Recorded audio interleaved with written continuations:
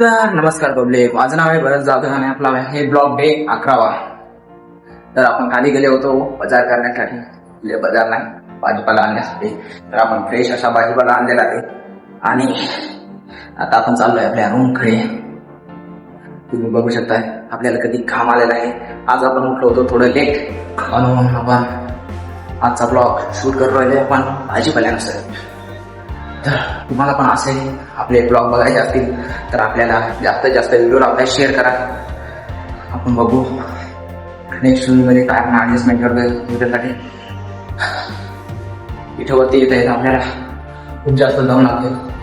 तर आपला आहे ब्लॉग डे 11 म्हणून तुम्ही आपले ब्लॉगला आपण 30 दिवस कसे कंप्लीट करणार ह्या गोष्टींचा आपल्याला अनुभव नाही आहे. तर आज आम्हाला आपण आपली डे.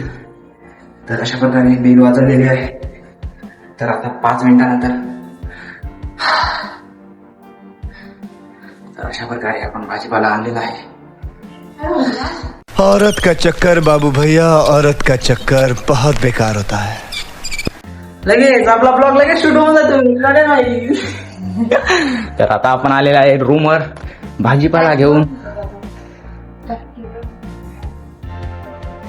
तर आता अशा प्रकारे आपली टाकी पण संपलेली होती म्हणून आता आपण टाकी जोडणार आहे. तर आजचा ब्लॉग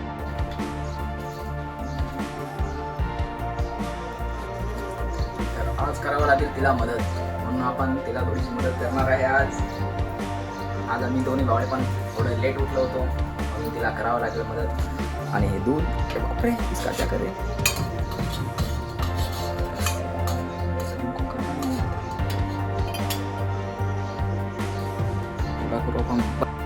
तर अशा प्रकारे आपण बनवतोय त्याच्यासाठी चहा आणि इकडं साईडला भात.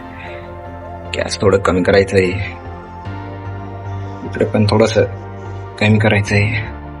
मग तिच्यासाठी आपण बनवणार आहे आज पण स्पेशल चाय. तुम्हाला तर माहितच असेल आपण चहा नाही पित. आज आपण बनवणार आहे मिल्कशेक, बनाना मिल्कशेक बनवणार आहे. तर आपण तुम्हाला लावणार आहे तिच्यात आपण काय काय सामुग्री यूज करणार आहे. तर आपण थोडेसे चणे घेतलेले आहेत आणि दूध घेणार. मग आपण बनवणार मिल्कशेक आणि कसे जाणार हे तुम्हाला मी सांगणार आहे.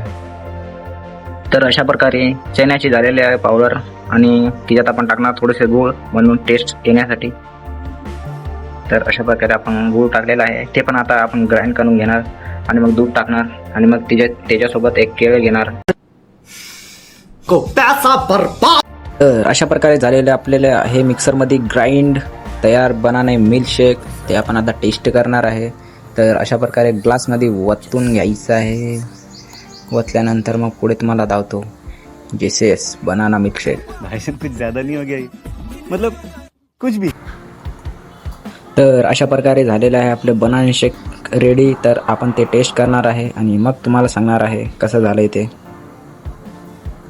सर्वात आधी तर पिऊन बघूया कसं झालं मग तुम्हाला सांगतोय. जर तुम्हाला पण असे डेली ब्लॉग बघायचे असेल तर आपल्या चॅनलला फॉलो करायला विसरू. जर तुम्हाला तुमच्या घरातलं अन्न फेकायचं असेल, भाई साहब कुछ ज्यादा नहीं हो गया, मतलब कुछ भी. जर तुम्हाला त्या गोष्टी फेकायच्याच आहेत तर डस्टबिनमध्ये नका फेकू. तुम्ही ह्या गाई मातांना फेकवा. इकडे बघू शकताय तुम्ही अजून पण एक आहे आणि तिकडे पण खूप सारे आहेत. ओ भाई साहब.